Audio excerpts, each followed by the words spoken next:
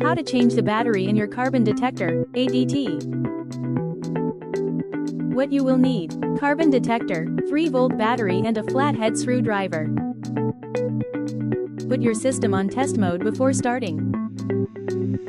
And always exercise caution. Step 1. Twist detector counterclockwise to release it from the base. Step 2. Remove the old battery. After removing the old battery, press test hush button for 30 seconds or until the siren sounds.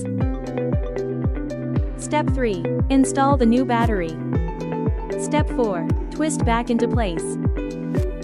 When every second counts, count on ADT.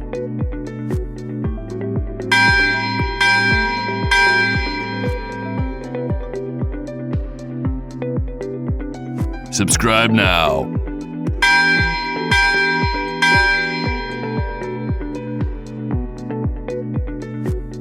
Subscribe now.